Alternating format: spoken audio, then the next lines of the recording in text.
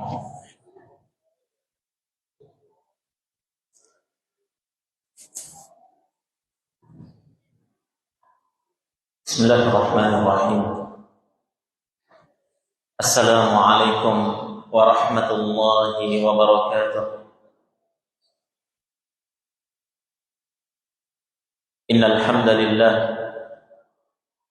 nahmaduhu jalla jalaluhu wa nasta'inuhu wa nastaghfiruh wa na'udzu billahi min shururi anfusina wa sayyiati a'malina. Man yahdihillahu fala mudilla lahu wa man yudlil falan tajida lahu waliyyan mursyida. Wa ashhadu an la ilaha illallah wahdahu la syarika lahu wa ashhadu anna Muhammadan abduhu wa rasuluh sallallahu alaihi wa ala alihi wa sallam tasliman katsira. Qala Allah azza wa jalla fil Qur'anil Karim, ya ayyuhalladzina amanu taqullaha haqqa tuqatih wa la tamutunna illa wa antum muslimun. Ya ayyuhan nasu taqu rabbakum alladzi khalaqakum min nafsin wahidah wa khalaqa minha zawjaha wa batta minhuma rijalan katsiran wa nisaa'a wattaqullaha alladzi tasaaluna bihi wal arham innallaha kana 'alaikum raqiba. Ya ayyuhalladzina amanu taqullaha wa qulu qawlan sadida yuslih lakum a'malakum wa yaghfir lakum dhunubakum wa man yuti'illaha wa rasulahu faqad faza fawzan 'azima. Amma ba'd. Fa inna asdaqal hadithi kitabullah wa khairal hadi Muhammadin sallallahu alaihi wa ala alihi wa sallam wa syarral umuri muhdatsatuha wa kullu muhdatsatin bid'ah wa kullu bid'atin dhalalah wa kullu dhalalatin fin nar. Ajarana Allah wa iyyakum minadh dhalalati wa minan nar. Ayyuhal muslimun, hadirin wal hadirat, jamaah pengajian yang dirahmati oleh Allah Subhanahu wa taala. Alhamdulillah, kita bersyukur dan senantiasa meningkatkan kesyukuran kita kehadirat Allah Azza wa Jalla atas segala limpahan nikmat dan rahmatnya kepada kita seluruhnya. Sehingga di siang hari yang berbahagia ini kita bisa sama-sama duduk di dalam salah satu rumah dari rumah Allah, bermajelis dari majelis yang diridhai oleh Allah Subhanahu wa taala insyaallah. Sampai-sampai Nabi sallallahu alaihi wasallam menyebut majelis ilmu itu sebagai raudhatun min riyadil jannah, salah satu taman dari taman-taman surga, di mana jamaah sekalian, di dalam majelis ilmu ini orang-orang yang hadir di dalamnya akan merasakan kebahagiaan, ketenangan jiwa, sebagaimana ketika dia duduk di dalam taman-taman yang indah dengan penuh kebahagiaan, dengan penuh ketentraman dan ketenangan jiwa. Oleh karena itu jamaah sekalian, bersyukurlah ketika Allah Subhanahu wa taala menunjukkan kita kepada ilmu dan bisa duduk bersama dengan para penuntut ilmu dan para ulama yang di dalamnya kita bisa mengambil faidah demi faidah yang kita petik dari kitabullah dan sunnah Rasulullah sallallahu alaihi wa ala alihi wasallam. Hadirin wal hadirat, jamaah sekalian yang dirahmati oleh Allah Subhanahu wa taala. Merupakan ketetapan dan ketentuan Allah Subhanahu wa taala bahwa di dalam hidup dan kehidupan ini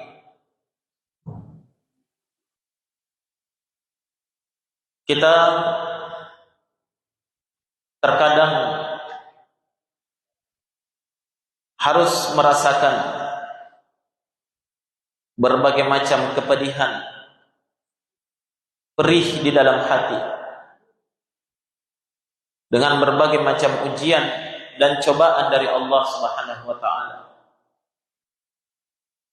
Dari sekian banyak ujian dan cobaan yang Allah Subhanahu wa taala timpakan kepada hamba-hambanya, maka perlu difahami bersama bahwa ujian dan cobaan yang paling berat dirasakan oleh seorang hamba dan paling sulit untuk bersabar di atasnya adalah ujian dan cobaan yang datang dari Allah melalui tangan manusia atau melalui lisan orang lain. Kezaliman yang dilakukan oleh saudara kita. Dan ini adalah perkara yang harus, pasti setiap orang yang hidup akan merasakan ujian yang seperti ini.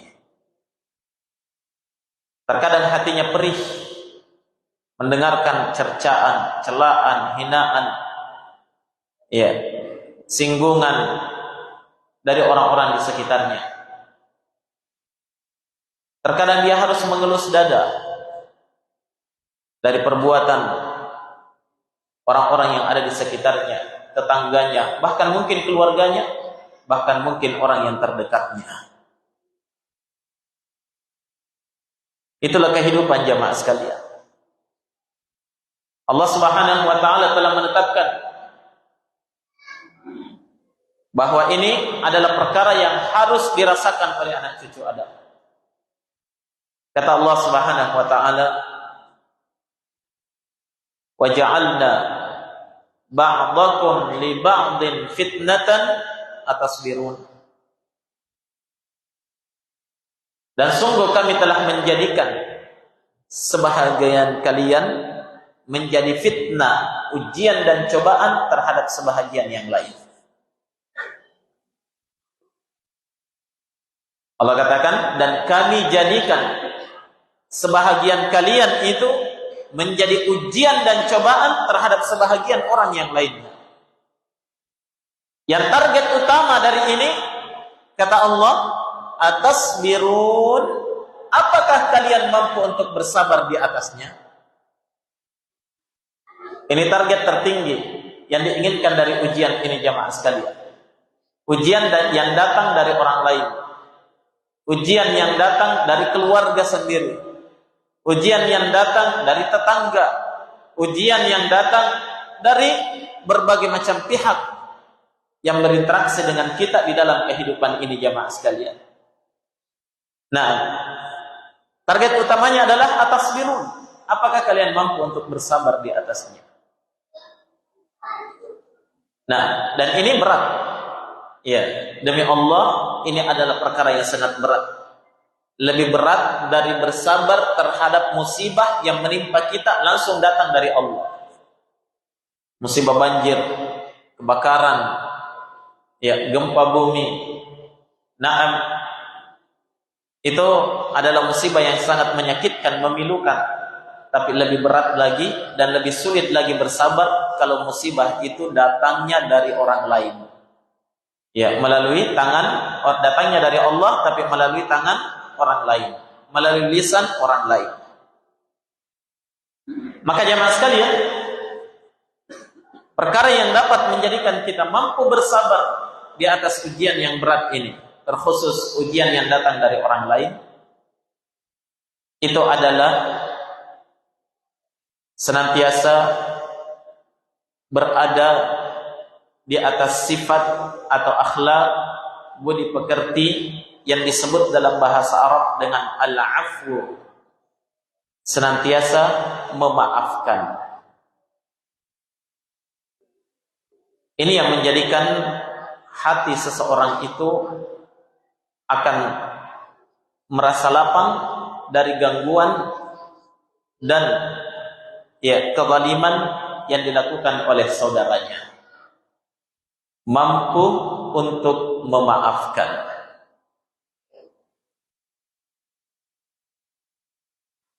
Perlu dipahami jamaah sekalian bahwa di dalam agama kita itu memang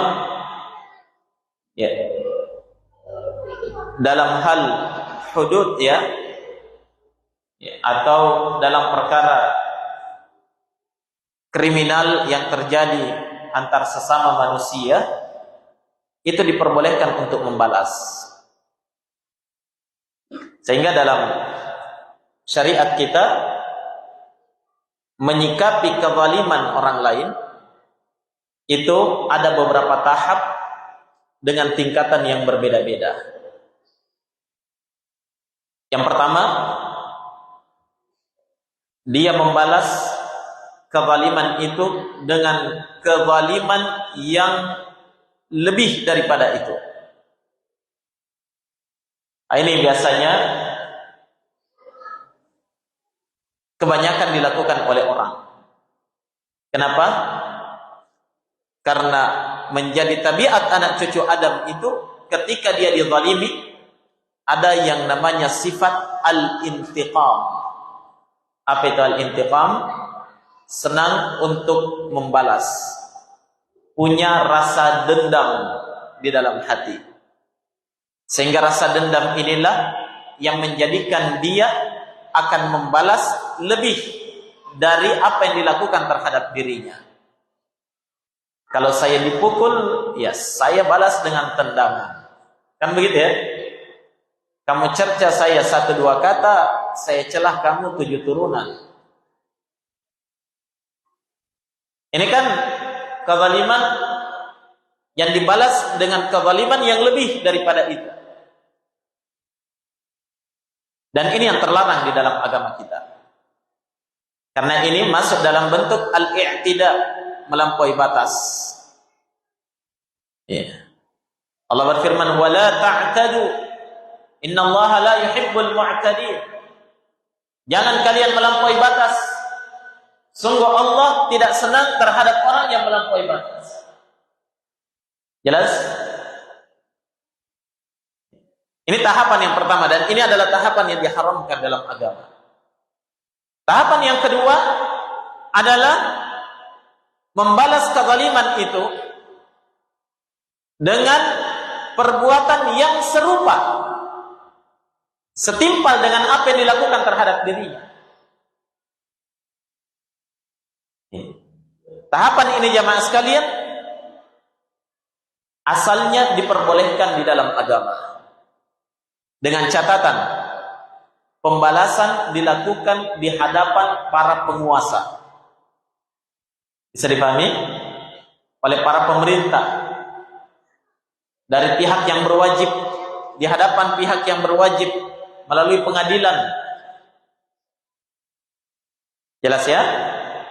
Makanya di dalam agama kita ada yang namanya hukum apa? An-nafsu bin nafsi. Jiwa dibalas dengan jiwa. Wal ainu bil ain. Mata yang dibutakan dibalas dengan mata dibutakan pula. Wal udhunu bil udhun. Telinga yang yang dirobek atau dihilangkan dibalas dengan telinga, merobek telinga pelaku juga. Wal anfa bil anf. Hidung dibalas dengan hidung. Wal juruhatu qisas. Dan pada juruhat, apa itu juruhat?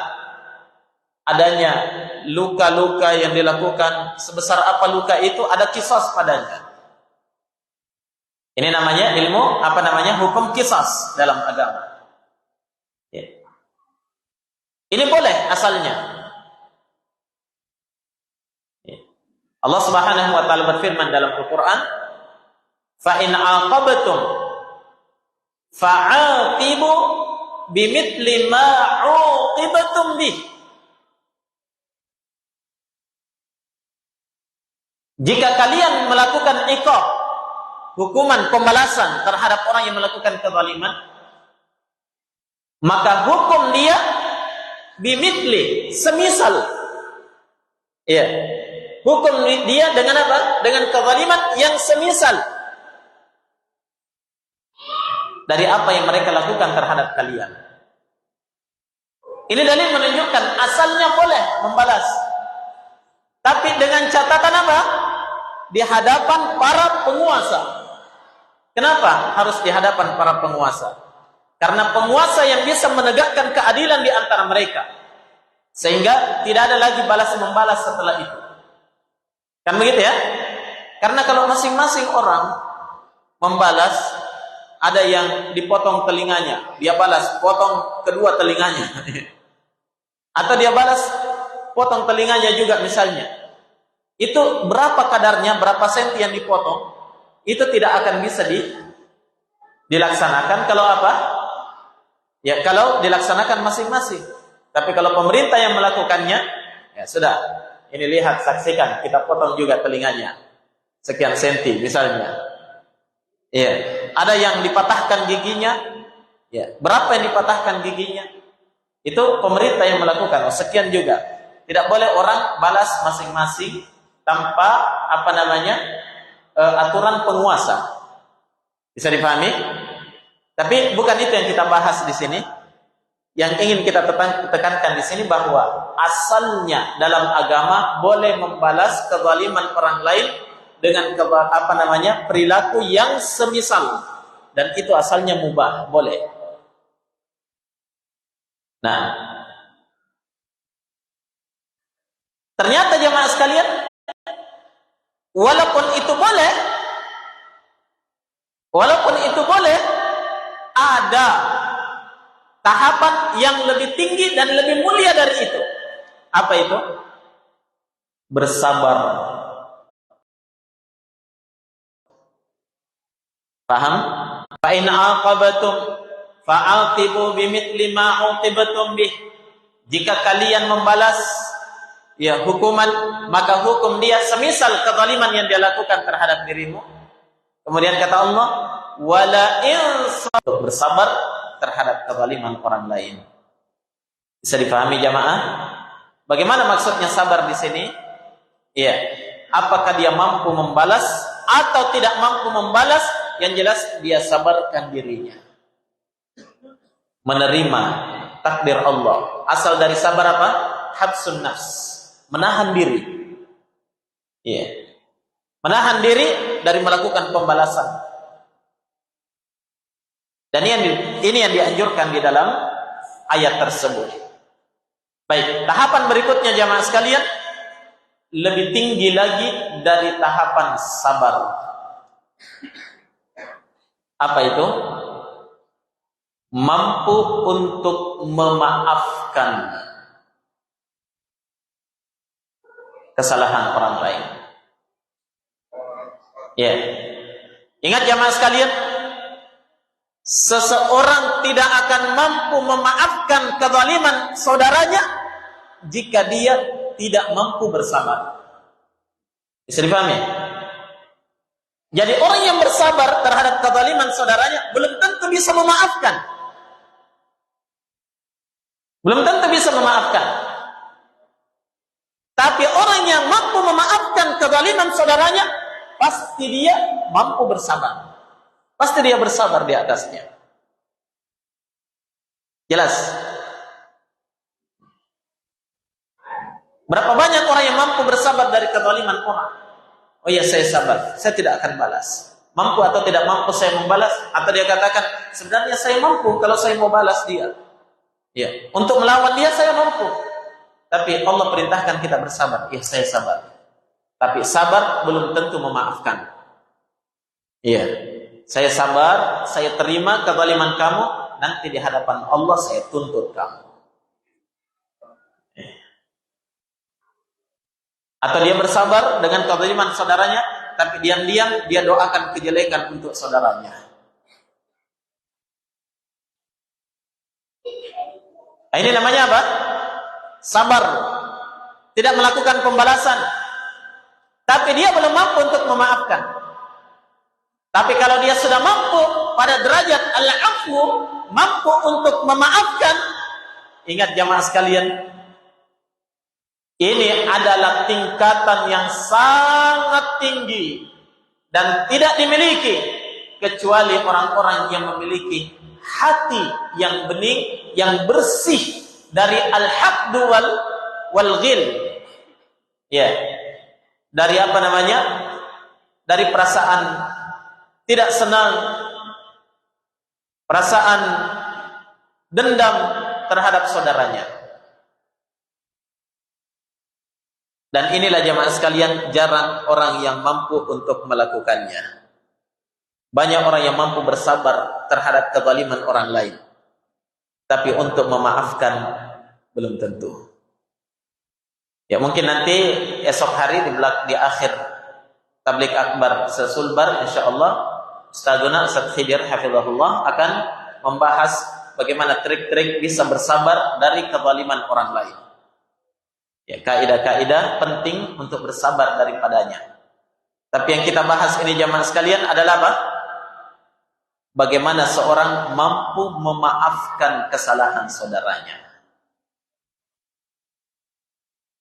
Hadirin dan hadirat jamaah sekalian yang dirahmati oleh Allah Subhanahu wa taala.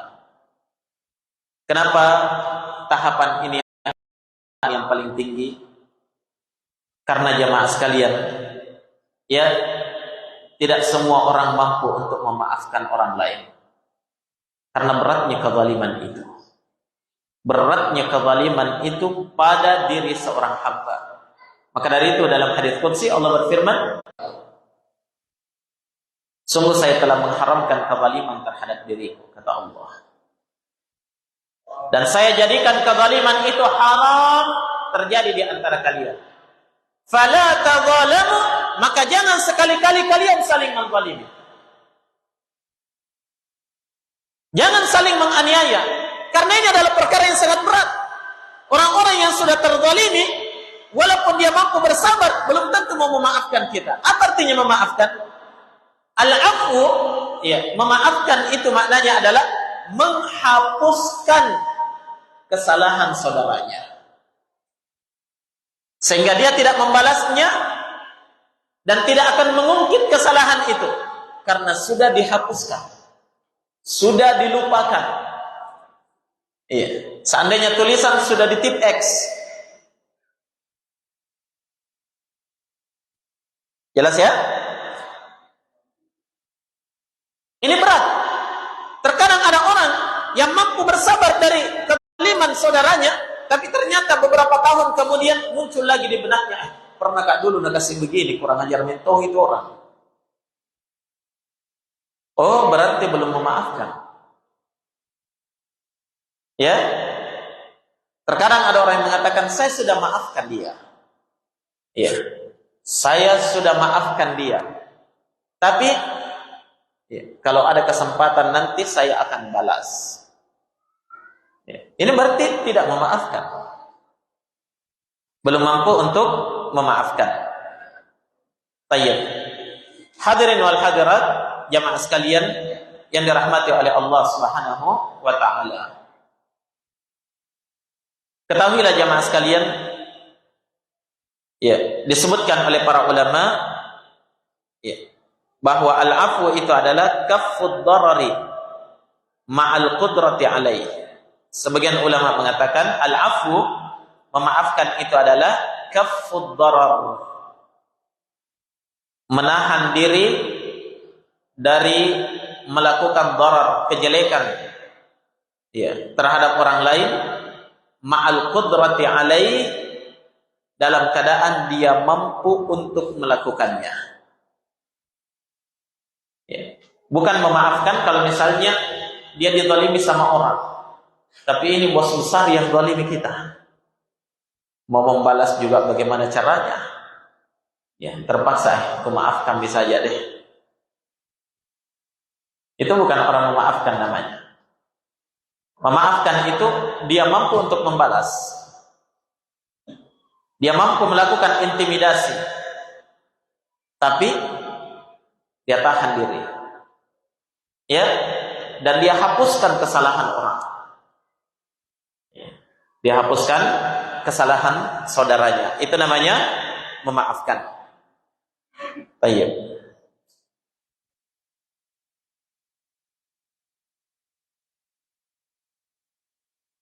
Al-ikhwah wal akhwat rahimani wa rahimakumullah.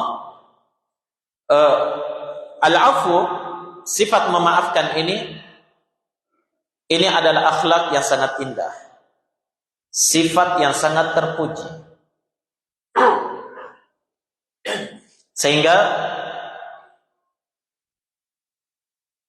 Allah Subhanahu wa taala memerintahkan kita untuk selalu bersikap dengan sikap al-'afwu ini, selalu memaafkan orang.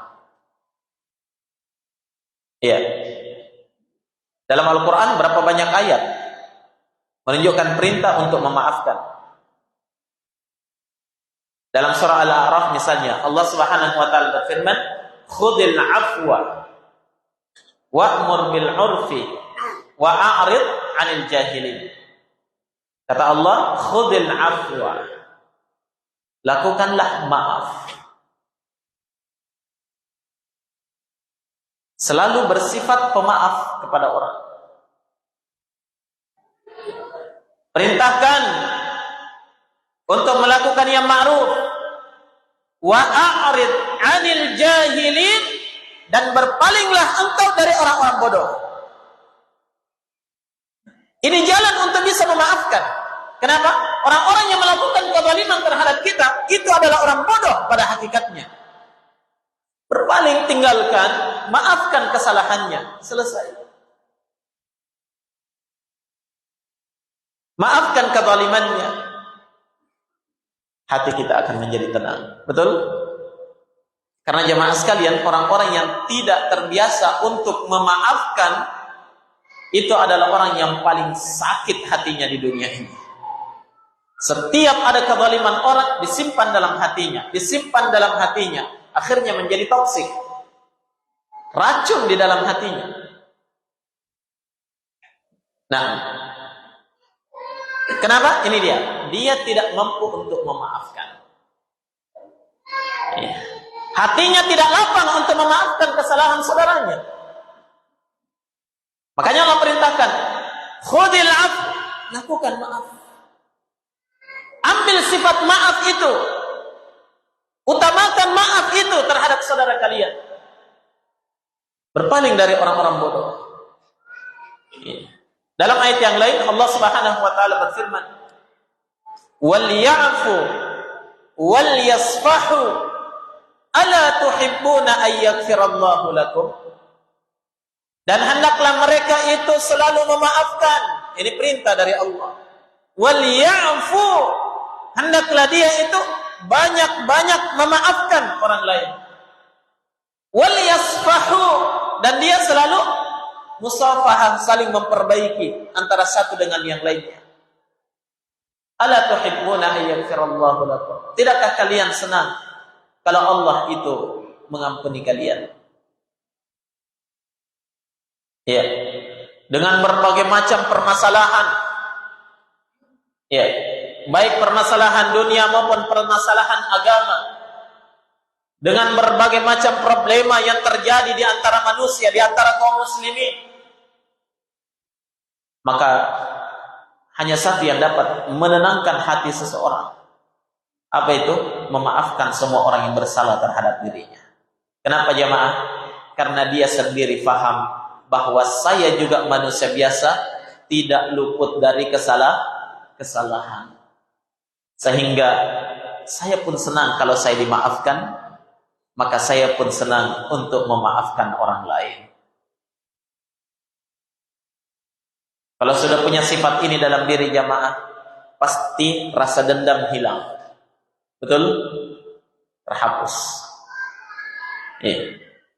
Kalau sifat pemaaf ini ada di dalam hati, maka hati kita selalu lapang setiap harinya. Dan siapa yang hatinya lapang di dalam kehidupannya, insya Allah dia akan awet muda. Semuanya mau awet muda kan? Ada orang mengatakan umur boleh tua, tapi wajah tetap muda. Dengan cara apa? Minum suplemen kami. Wah, ini penjual ini. Tapi yang paling utama di sini jemaah sekalian bukan sekedar suplemen. Yang terutama di sini adalah hati kita. Sejauh mana kita lapang dalam menerima segala keadaan. Itu resep awet muda yang paling baik. Nah, kalau ada yang mengatakan sebenarnya saya ini muda, kelahiran 80-an, cuma wajah saya yang tua, macam apa, Mak? Berarti coba belajar untuk memaafkan. Belajar menata hati untuk bisa menerima segala keadaan dan kondisi berlapang dada di atasnya. Orang yang seperti ini jamaah tidak ada susahnya. Betul? Tapi kalau tidak mampu memaafkan, datang ke pasar ada musuhnya. Datang ke masjid ketemu lagi sama musuhnya. Ya, datang ke kantor ada orang yang pernah menipu dia. Oh, jengkel betul. Jadi kemana dia tidak jengkel?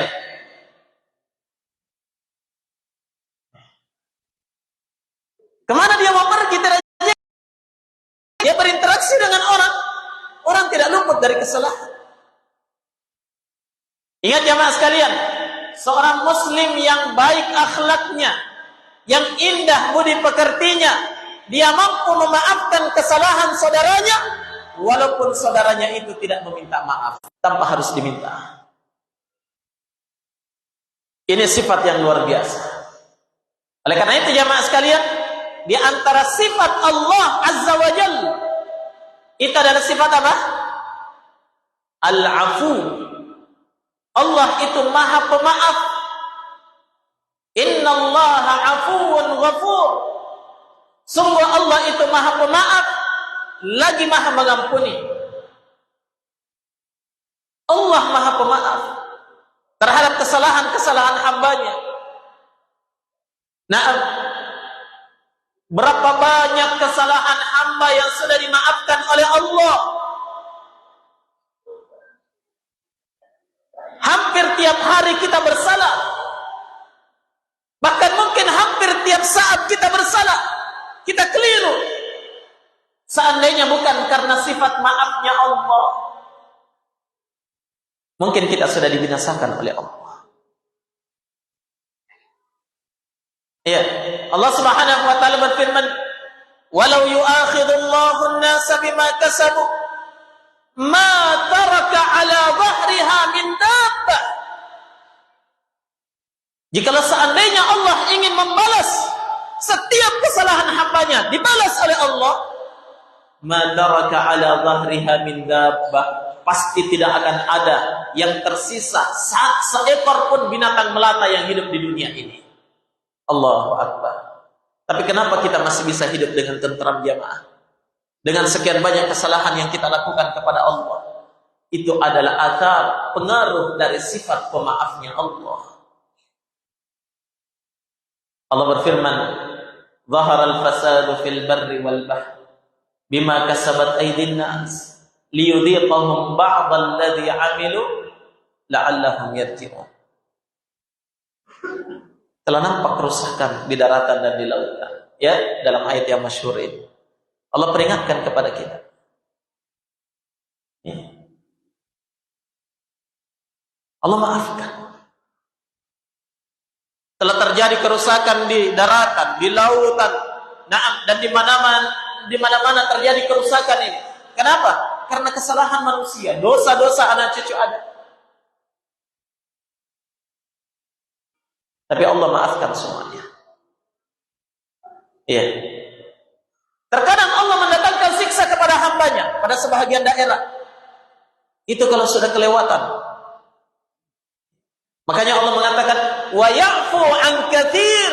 Dan Allah itu sudah banyak memaafkan dari kebanyakan kesalahan hambanya.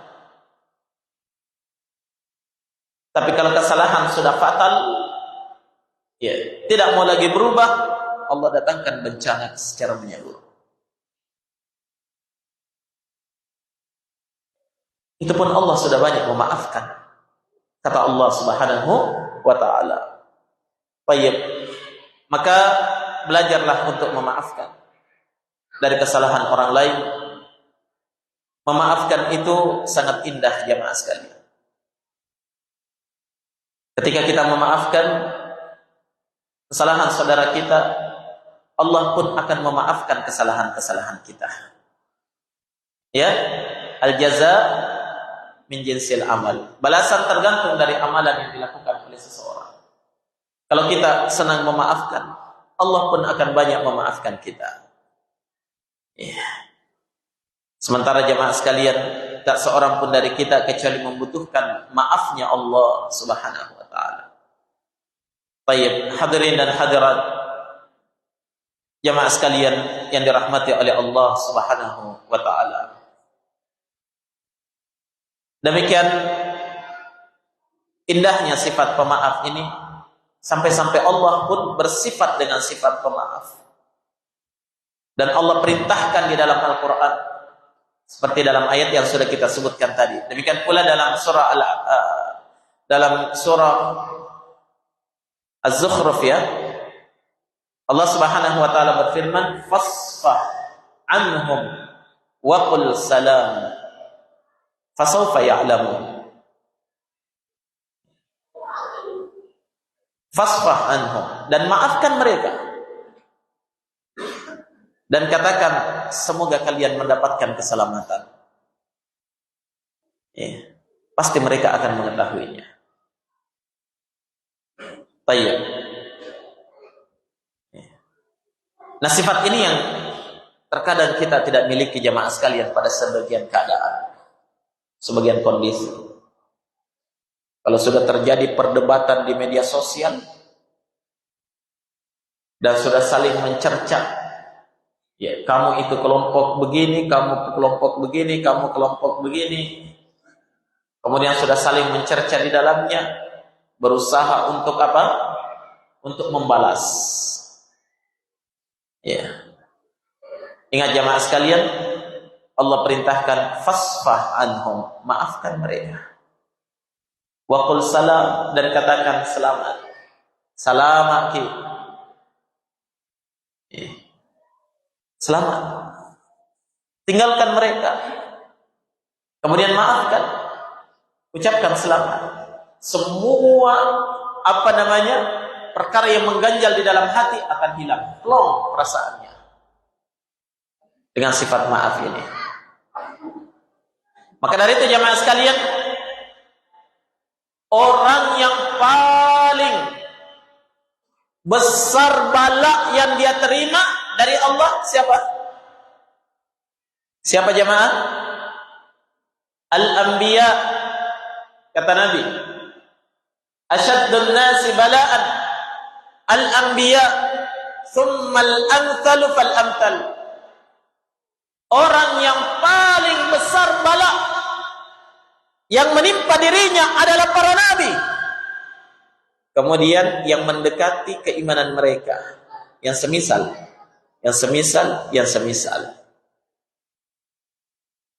Antum tahu, dalam menghadapi sekian banyak sekali ujian dan cobaan yang didapatkan oleh para nabi, apa yang menyebabkan mereka masih mampu untuk tegar di atas dakwah mereka? Cercaan, sudah makan paginya, celaan, dikatakan kadzab, pendusta, sahir, tukang sihir, kahin, dukun, paranormal, dukun dan paranormal. Dikatakan apa lagi? Syair, dia itu cuma tukang syair.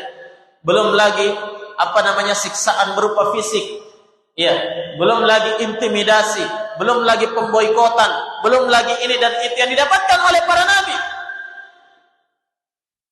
Mereka tetap mampu tegar di atas dakwah. Apa yang menyebabkan mereka mampu melakukan itu? Ini dia sifat pemaaf yang dimiliki oleh para nabi dan rasul Allah. Ketika mereka dicerca, dimaafkan. Saya sudah maafkan. Selesai. Tidak ada masalah. Nabi sementara sujud di depan Ka'bah, kotoran unta ditaruh di atas punggungnya Nabi. Kalau tidak mampu memaafkan itu apa? Selalu cari jalan bagaimana saya bisa balas nanti.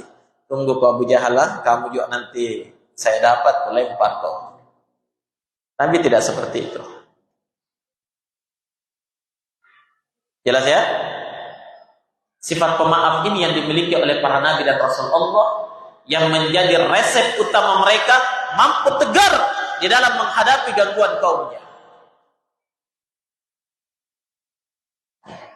Mampu untuk tegar. Perhatikan Nabi Yusuf alaihi salatu wassalam. Naam.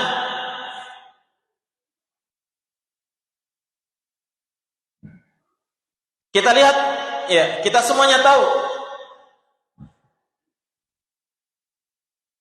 bagaimana penderitaan Nabi Yusuf alaihi salatu wassalam di dalam kehidupannya. Sejak kecil dilakukan makar terhadap beliau oleh siapa? Ya, oleh saudara-saudaranya. Dianggap Yusuf ini menjadi anak kesayangan ayah kita, Nabi Yakub. Akhirnya apa? Dibuat makar, buang, masukkan ke dalam sumur. Tapi Allah mentakdirkan Yusuf kecil tidak harus mati di dalam sumur. Diselamatkan oleh kafilah yang berlalu, dibawa ke Mesir, dijual, dibeli oleh Al-Aziz.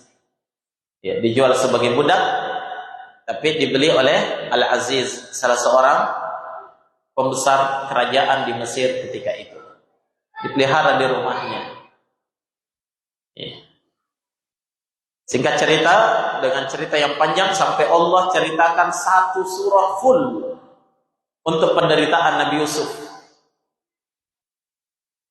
Lalu sampai masuk penjara, keluar dari penjara, menjadi bendaharawan negara. Setelah itu apa jemaah sekalian? Ketika dia menjadi bendaharawan negara, semua daerah terkena paceklik, tidak ada yang panen. Mereka semuanya datang ke mana? Ke Mesir untuk membeli gandum. Nabi Yusuf lihat, ya, 10 orang saudaranya yang dulu membuang dia ke sumur. Anda ngasih ini. Ini semua ini ya. Ternyata kalian datang hari ini. Apa yang dilakukan Nabi Yusuf? Nabi Yusuf mampu memerintahkan kepada prajuritnya, tangkap mereka semua, masukkan ke dalam sumur. Iya kan? Ini semua dulu yang kasih masuk gak di sumur ini ya? Tapi Nabi Yusuf tidak. Hanya sayangnya Nabi Yusuf tidak dikenali lagi oleh saudaranya. Untuk memperkenalkan dirinya gimana? Dia buat berbagai macam cara, ya. Sampai piala emas kerajaan dimasukkan ke dalam karungnya Bunyamin. 11 orang ketika itu ya, dengan Bunyamin. Ini jamaah sekalian. Dimasukkan ke karungnya Bunyamin supaya bisa ditahan ini. Kemudian yang pada akhirnya mereka sadar ternyata ini saudara kita Yusuf. Qalu a innaka la anta Yusuf? Qala ana Yusuf wa hadha akhi. Qad manna Allahu alaina. Mereka semua berkata, sepertinya kamu adalah Yusuf. Apa kata Nabi Yusuf? Saya adalah Yusuf dan ini saudara saya Bunyamin. Allah sudah memberikan nikmat kepada kami. Sudah mulai gemetar ini saudaranya, Pak. Tapi apa yang dilakukan oleh Nabi Yusuf? Kata beliau, sebagaimana disebutkan oleh Allah dalam surah Yusuf, qala la tathriba 'alaikumul yawm yaghfirullahu lakum wa huwa arhamur rahimin. Kata Nabi Yusuf alaihi salatu wassalam, la tathriba 'alaikumul yawm, tidak ada celaan, tidak ada cercaan untuk kalian pada hari ini. Yaghfirullahu lakum. Semoga Allah mengampuni semua perbuatan kalian yang lalu itu. Dialah Allah yang Maha Pemberi Pemaaf. Allah yang Maha Arhamur Rahimin, yang Maha merahmati hamba-hambanya. Subhanallah. Apa yang menjadikan Nabi Yusuf mampu melakukan itu, jemaah? Ya, dengan sekian lama penderitaan panjang yang beliau lalui karena perbuatan saudaranya, ketika berjumpa dalam keadaan Nabi Yusuf berada di atas, justru Nabi Yusuf mengatakan, la tathriba alaikumul yawm. Jangankan balasan, jangankan pembalasan, cercaan saya tidak ada untuk kalian hari ini. Semoga Allah mengampuni kalian. Allahu Akbar. Sifat ini yang semakin langka, jemaah. Orang-orang yang mampu memaafkan saudaranya. Nah, coba bayangkan kalau seandainya antum yang diperbuat seperti itu. Dibuang ke sumur, dijual sebagai budak, ya, sempat masuk ke dalam penjara juga. Kemudian ketemu sama orang yang melakukan kezaliman. Kira-kira antum buat apa dia? Mungkin sudah disate atau sekalian di blender. Karena beratnya derita itu. Tapi karena sifat pemaaf jamaah, ya, sifat maaf yang luar biasa, para nabi dan rasul Allah mampu memaafkan perbuatan atau kesalahan yang dilakukan oleh kaumnya. Hadirin dan hadirat jamaah sekalian yang dirahmati oleh Allah Subhanahu wa taala. Ya.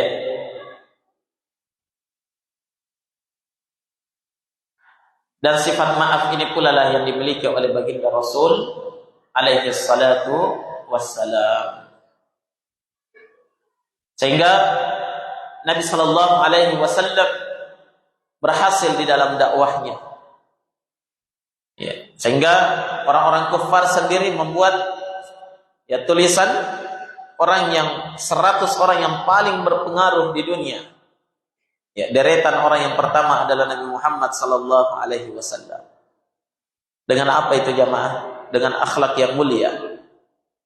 Dan di antara akhlak yang mulia itu adalah sifat pemaafnya Nabi yang luar biasa.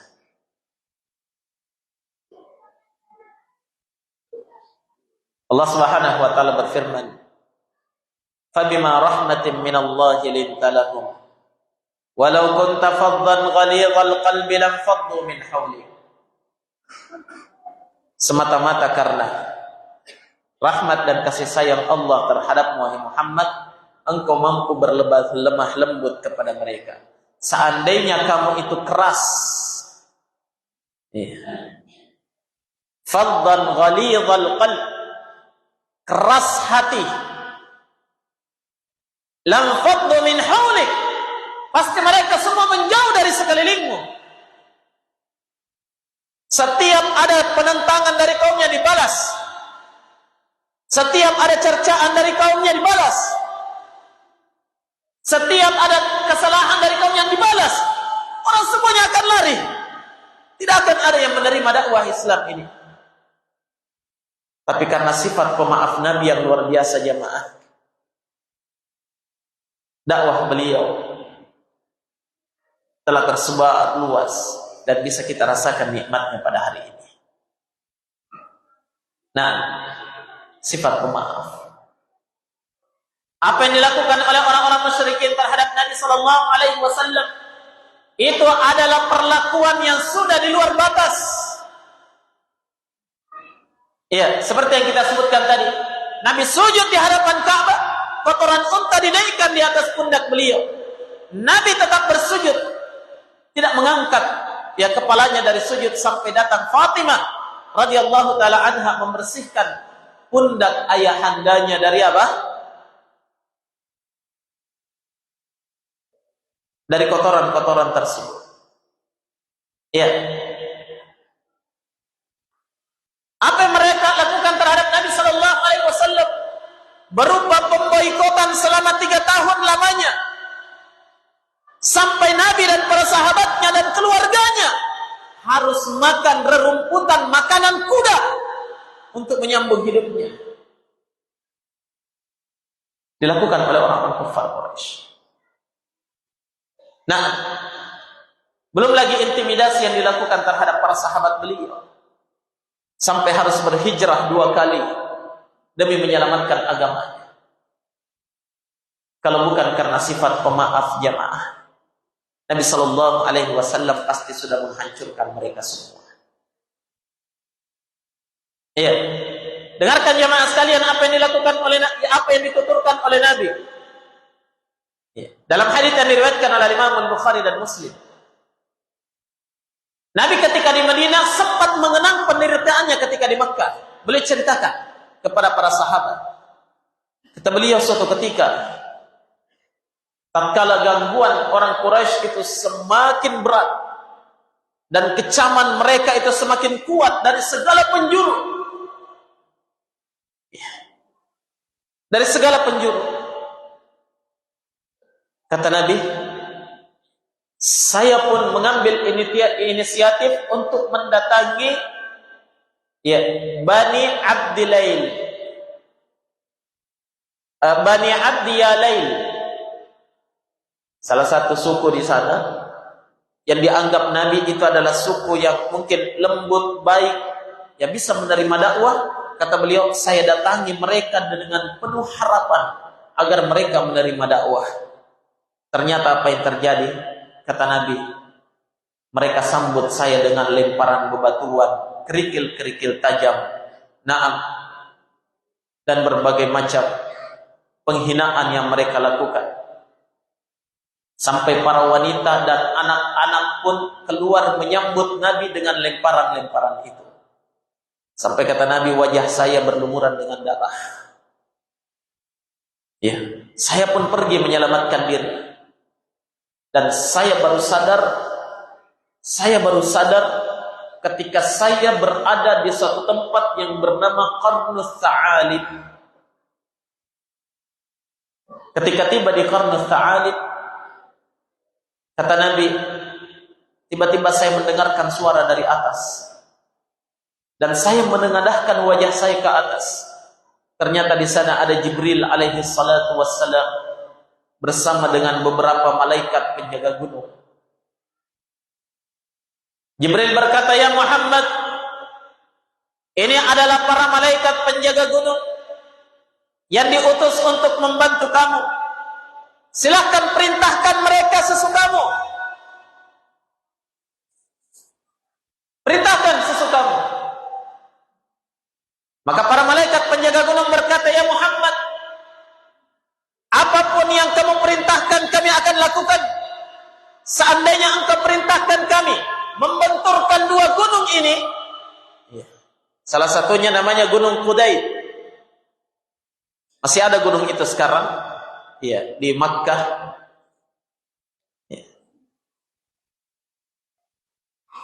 Masih ada,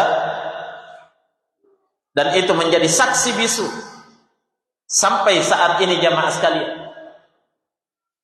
Kalau kamu perintahkan kami untuk membenturkan 2 gunung ini sehingga mereka semua binasa, saya akan benturkan. Kata Nabi sallallahu alaihi wasallam, la, jangan. Bukan itu yang saya inginkan. Fa inni arjullah ay yukhrij min aslabihim man ya'budullaha wa la yusyriku bihi syai'a. Sungguh saya masih berharap kepada Allah agar Allah mengeluarkan kelak dari tulang-tulang sulbi mereka keturunan-keturunan yang akan beribadah kepada Allah dan tidak melakukan kesyirikan kepada Allah sedikit pun. Yang menjadikan Nabi mampu melakukan itu adalah apa jamaah? Sifat pemaaf, padahal wajah sudah berdarah. Jelas? Wajah sudah berdarah-darah, dihinakan. Coba bayangkan, bukan cuma kaum lelaki yang melempari, kaum wanita dan anak-anak pun ikut melempar. Kata Nabi, saya masih berharap suatu saat kelak keluar dari tulang sulbi mereka orang-orang yang tetap beribadah kepada Allah Subhanahu wa taala. Gunung itu tetap kokoh berdiri sampai sekarang. Ya. Kalau ada umur panjang dan ada waktu insyaallah, ya, saya akan tunjukkan antum. Kalau kita ditakdirkan sama-sama berangkat ke Mekah, saya akan tunjukkan antum. Ini gunungnya. Ya. Dua gunung yang berdekatan, yang mengapit orang-orang Quraisy ketika itu. Yang diminta oleh malaikat penjaga gunung untuk dibenturkan, tapi Nabi tidak izinkan. Bukan itu yang diinginkan oleh Nabi sallallahu alaihi wasallam. Nabi maafkan mereka. Nabi maafkan mereka. Ya. Coba bayangkan ya mas kalian, apa yang dilakukan oleh orang-orang Quraisy terhadap Nabi di perang Badar. Para sahabat Nabi, mereka perangi di perang Uhud, bahkan Nabi pun hampir terbunuh. Ya, nyaris terbunuh baginda Rasul sallallahu alaihi wasallam. Apa yang mereka lakukan terhadap Nabi pada perang-perang yang lainnya? Ya. Tapi ketika Allah memberikan Nabi sallallahu alaihi wasallam kekuatan, kemampuan untuk menguasai Makkah tanpa perlawanan yang berarti. Dalam peristiwa Fathu Makkah, Nabi masuk ke kota Makkah, datang dari Madinah, membawa 10.000 pasukan, ya, dari pasukan kaum muslimin yang menggetarkan kota Makkah ketika itu, menjadikan orang-orang Quraisy harus lari masuk ke dalam rumah mereka berlindung. Naam. Nabi sallallahu alaihi wasallam masuk ke dalam kota Mekah bersama dengan 10.000 pasukannya. Tidak ada perlawanan yang berarti dari orang-orang Quraisy ketika itu. Ketika Nabi sudah berada di dekat Ka'bah yang dulunya diharamkan untuk Nabi, Nabi dihalangi oleh mereka untuk melakukan haji dan umrah. Tapi ketika Nabi sudah berada di dekat Ka'bah, ya, orang-orang Quraisy sudah datang bertekuk lutut di hadapan Nabi sallallahu alaihi wasallam. Mereka yang dahulunya menghina Nabi, mereka yang dahulunya memerangi Nabi, mereka yang dahulunya melakukan gangguan terhadap Nabi, datang di hadapan Nabi bertekuk lutut seraya mengatakan, anta khairuna wa ibnu khairina. Wahai Muhammad, kamu orang terbaiknya kami, anak orang terbaiknya kami. Lihat, baru dia mengaku ketika Nabi sudah berjaya. Nah, minta perlindungan kepada Nabi sallallahu alaihi wasallam. Pembalasan apa yang dilakukan oleh Nabi kepada mereka, kepada para pembesar Quraisy ini yang dahulu menzalimi Nabi? Apa yang dilakukan oleh Nabi sallallahu alaihi wasallam? Kata Nabi sallallahu alaihi wasallam, "Izhabu fa antumut tulaqa." Silakan kalian semua pergi sesuka kalian. Sungguh kalian itu orang yang terbebas. Tidak ada yang dipenjara satupun. Tidak ada yang dibalas. Silahkan kalian pergi. Sungguh kalian itu adalah orang-orang yang terbebas. Nabi maafkan semua kesalahan mereka.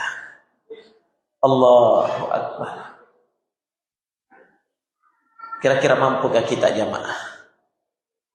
Ya, mampukah kita jamaah sekalian? Sementara kita mengaku sebagai pengikut sunnah Muhammad sallallahu alaihi wasallam, ahlus sunnah,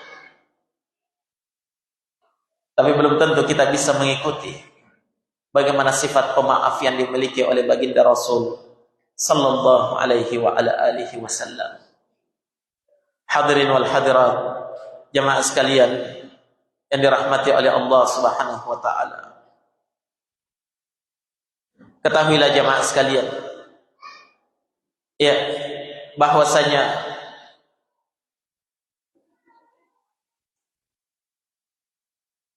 siapa yang memiliki hati yang lapang untuk senantiasa memaafkan saudaranya,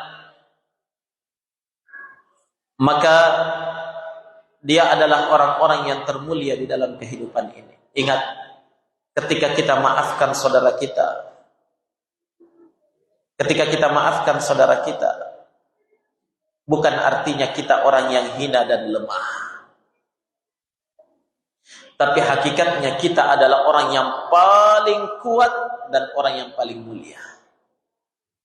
Karena sebahagian persepsi orang mengatakan, sudah berapa kali dia hina saya itu, dia kira mungkin saya tidak bisa melawan. Kesabaran itu ada batasnya. Kalau sudah seperti ini, mau membalas ini.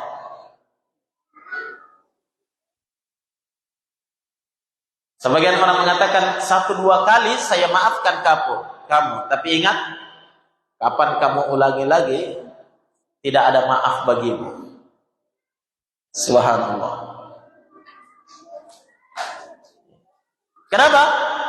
Karena dia berprinsip, kalau dia maafkan orang, artinya dia dihinakan. Kalau saya maafkan dia akan injak-injak saya. Begitu ya? Contoh kecil misalnya, tengah malam ayam bangkoknya dicuri.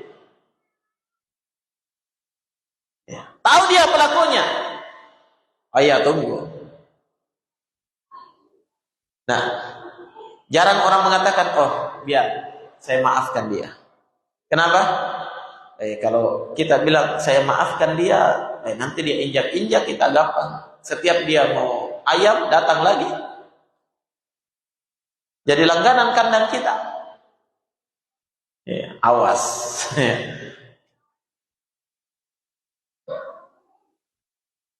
Ingat jamaah sekalian, antara memaafkan seseorang dengan mencegah kezalimannya itu beda. Paham ya? Itu berbeda. Ketika seorang itu misalnya kita laporkan kepada pihak berwajib, itu bukan artinya kita tidak maafkan, tapi kita ingin menghentikan kezalimannya demi keselamatan dia. Paham? Saya maafkan, tapi saya laporkan kepada pihak yang berwajib sehingga apa? Sehingga kejahatannya itu terhenti. Itu juga untuk kebaikan dia. Jelas ya? Iya. Tapi kalau dikatakan saya tidak akan maafkan sampai kapanpun, akan saya ingat terus itu. Ayam bangkok yang paling saya cintai, yang paling saya sayangi, dia ambil. Ini namanya tidak memaafkan. Atau tunggu, saya lapor kamu sama polisi. Karena apa tujuannya? Karena dendam kepadanya. Nanti sampai di kantor polisi, saya akan minta sama Pak Polisi cabut semua kukunya itu. Ini namanya apa? Melaporkan, bukan ingin menghentikan apa? Bukan ingin menghentikan kezalimannya, tapi ingin membalas dendam. Ini yang menafikan rasa maaf, sifat maaf. Sehingga jamaah sekalian, siapa yang memaafkan kesalahan saudaranya, dia orang yang paling kuat, bukan orang yang lemah. Perhatikan apa yang disebutkan oleh Nabi sallallahu alaihi wasallam dalam hadisnya, kata beliau, "Laisa syadidu bisur'ah." Bukan orang yang kuat itu orang yang hebat dalam bergulat. Hebat di ring tinju. Apa itu boxer, MMA?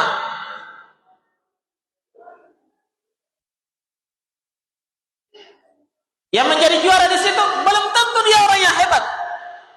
Tapi orang yang hebat menurut Nabi adalah liman yamliku nafsahu indal ghadab. Siapa yang mampu mengendalikan dirinya ketika marah. Ketika dia marah, ketika dia jengkel, ketika dia kesal, ketika dia kecewa, dia mampu mengatakan, saya maafkan kalian. Semoga Allah mengampuni kalian. Mampu? Ini orang yang hebat. Sehingga nyata betul jamaah sekalian di dalam syariat kita, bahwa orang yang memaafkan itu orang yang paling hebat. Itu orang yang paling kuat.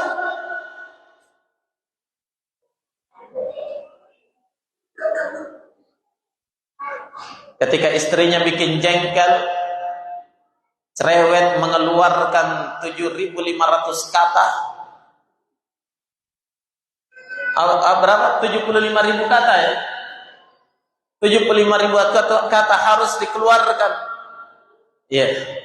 Kata-kata yang menyakitkan, berat sekali. Iya. Tiba-tiba dia mengatakan, iya. Selesai 75.000 kata, saya maafkan semua kalimatmu tadi. Mampu atau tidak? Iya. Ini orang yang paling kuat. Dan hakikatnya ini orang yang paling mulia. Bukan orang hina ketika seorang itu memaafkan saudaranya. Bukan orang rendahan itu. Itu orang yang tinggi. Orang yang tinggi derajatnya di sisi Allah Subhanahu wa taala. Nah, perhatikan apa yang disebutkan oleh Nabi sallallahu alaihi wasallam.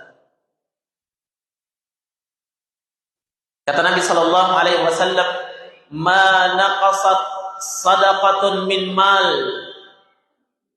wa ma zadallahu li'abdin bi'afwin illa 'izza wa ma tawada'a ahadun illa rafa'ahu Allah." Kata Nabi, sedekah itu sama sekali tidak akan mengurangi harta sedikit pun. Itu sedekah. Kemudian kata Nabi, dan tidaklah Allah menambahkan pada diri seorang hamba yang senantiasa memaafkan illa izza, kecuali kemuliaan. Semakin dia maafkan orang, semakin mulia dia. Semakin dia maafkan orang, semakin tinggi derajatnya. Coba lihat Nabi sallallahu alaihi wasallam dan para nabi dan rasul Allah yang lainnya. Ketika mereka maafkan perilaku, perbuatan, ucapan, cercaan dari kaumnya, apakah mereka menjadi hina? Tidak. Mereka justru menjadi kuat, mereka justru menjadi mulia. Semakin tinggi derajatnya di sisi Allah Subhanahu wa taala. Allah yang akan mengangkat derajat orang-orang yang senantiasa memberikan maaf kepada saudaranya. Sehingga jamaah tidak usah khawatir. Iya, bahwa kalau kita selalu maafkan orang, kita akan dipandang hina dan rendah. Tidak, demi Allah tidak akan. Tapi kita akan semakin mulia di mata Allah dan di mata manusia, karena Allah yang akan mengangkat derajat kita, jemaah sekalian. Dan ingat jemaah sekalian, seorang hamba yang senantiasa memaafkan saudaranya, ya, puncak balasan tertinggi yang akan dia rasakan itu adalah surga. Disitulah tempat berlabuhnya orang-orang yang senantiasa memaafkan orang lain.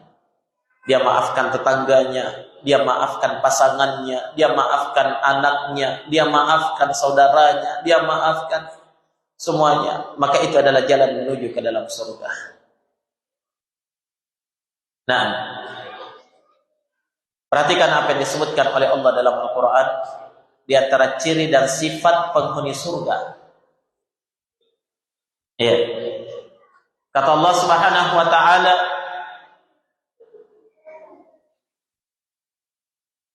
nah, kata Allah Subhanahu wa taala, "Wasari'u ila magfiratin min rabbikum wa jannatin 'arduha as-samawati wal ardh wa'iddat lil muttaqin."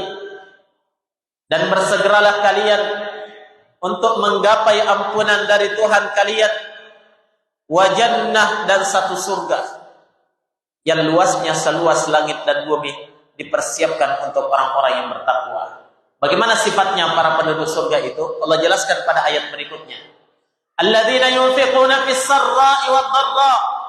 Satu, orang yang senantiasa berinfak dalam keadaan lapang maupun dalam keadaan sulit. Dua, wal kadhiminal ghaidh, dan orang yang senantiasa menahan amarahnya. Selalu menahan amarah. Apa artinya menahan amarah? Mengendalikan emosinya. Ketika dia marah, tidak dia lampiaskan pada perkara yang buruk. Yang ketiga, sifat penduduk surga itu wal'afina 'anil nas, dan senantiasa memaafkan orang yang bersalah kepadanya. Sifat penduduk surga jamaah, mereka adalah orang-orang yang selalu memaafkan orang lain. Tapi ingat, walaupun itu berat, seorang yang merindukan surga pasti mengupayakan perkara ini. Jelas? Ya, senantiasa ingin memaafkan orang yang bersalah kepada dirinya. Nah, terlebih lagi kalau itu adalah orang-orang yang dicintainya, orang-orang yang disayanginya, dia maafkan. Ya, anak-anaknya sendiri selalu dimaafkan. Maka dari itu sebagian ulama ya menganjurkan kepada kita ya, terhadap anak-anak kita sendiri selalu ucapkan maaf terhadapnya. Sebelum tidur sampaikan kepada anak kita, "Nak, saya maafkan kamu. Dan saya doakan engkau menjadi anak yang sukses, menjadi anak yang salih." Ya, sebelum tidur dia maafkan istrinya. Sebelum tidur dia maafkan kedua orang tuanya. Ya, dia maafkan orang-orang yang ada di sekitarnya. Dia maafkan semua orang. Apakah orang itu bersalah atau orang itu meminta maaf atau tidak meminta maaf, semuanya sudah dia maafkan. Ini adalah seorang yang benar-benar berada di atas kebaikan jamaah sekalian. Kenapa? Karena kalau kita tidak maafkan anak kita, istri kita, pasangan kita, orang-orang yang kita cintai, ya, maka boleh jadi suatu saat kita akan mengucapkan kalimat-kalimat sumpah serapah, celaan dan cercaan karena perasaan sakit di dalam hati terhadap orang-orang yang kita cintai ini. Akhirnya apa? Kalimat itu menjadi doa dan kejelekan terhadapnya. Anaknya melakukan kezaliman, bikin jengkel, ya, tiba-tiba dia katakan, "Betul-betul kamu anak kurang ajar." Akhirnya kalimat ini menjadi apa? Menjadi doa. Kurang ajar betulan. Akhirnya mau dia dari manapun tidak akan bisa masuk pelajaran. Pindah dari pondok yang satu ke pondok yang lainnya tidak bisa masuk pelajaran. Kenapa? Anaknya sudah didoakan. Tidak akan melihat kebaikan untuk selama-lamanya. Maka ini penting sekali jamaah sekalian. Sifat pemaaf yang seperti ini. Dia maafkan semua kesalahan anaknya. Ya. Sehingga anak pun ya akan terdidik senang untuk memaafkan. Kenapa? Dia lihat orang tuanya. Dulu saya berbuat begini, begini dan begini. Iya. Gambaran akhlak yang sangat indah yang beliau miliki, yaitu Syekhul Islam Ibnu Taimiyah rahimahullah dalam kitabnya Majmu'ul Fatawa. Kata beliau rahimahullah,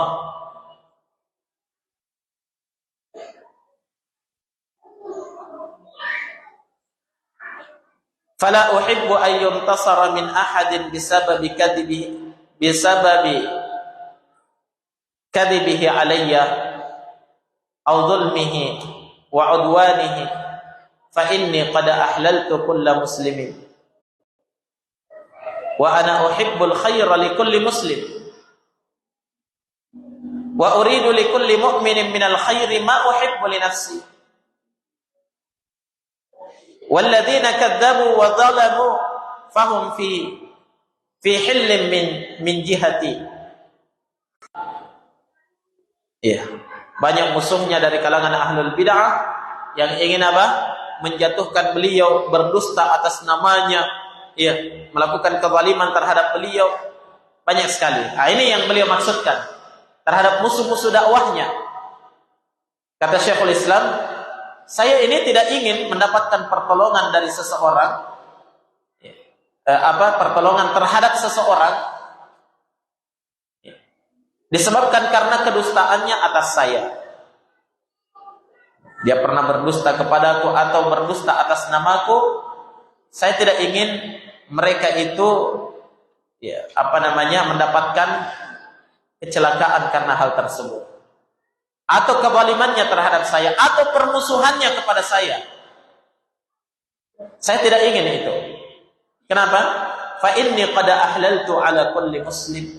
Sungguh saya ini sudah menghalalkan semua kejahatan setiap muslim terhadap diriku. Apa artinya sudah halalkan? Sudah dimaafkan. Saya sudah maafkan semua, siapapun yang pernah melakukan ghibah, membicarakan kejelekan di belakangnya, saya sudah maafkan semua, tidak ada masalah. Ya, ini sifat para wali Allah. Mereka tidak mengatakan nanti pada akhirat baru kamu dapat juga. Tidak. Ya. Kalau dikatakan nanti di akhirat kamu dapat balasannya, itu betul. Betul sekali. Tapi ada yang lebih baik dari itu. Ini sifat para wali Allah. Apa itu? Saya halalkan semua kejahatan mereka. Saya tidak akan tuntut dunia maupun akhirat. Ya. Wa ana uhibbul khaira likulli muslim. Dan saya itu mencintai kebaikan untuk setiap muslim. Wa uridu likulli mu'minin minal khair ma uhibbu li nafsi. Dan saya selalu menginginkan kebaikan untuk setiap muslim sebagaimana saya menginginkan kebaikan itu untuk diriku. Walladzi kadzdzabu, dan orang-orang yang telah berdusta atas nama saya, wa zalamu, dan mereka sudah melakukan penganiayaan terhadap saya, fahum fi hillin min jihati, mereka semuanya itu sudah saya halalkan, sudah mendapatkan maaf dari saya. Kata Syekhul Islam. Subhanallah. Padahal jamaah, kalau kita mau melihat bagaimana sirah perjalanan Syekhul Islam, ya, karena mempertahankan kebenaran, beliau dipenjara, dipukul sampai berdarah-darah.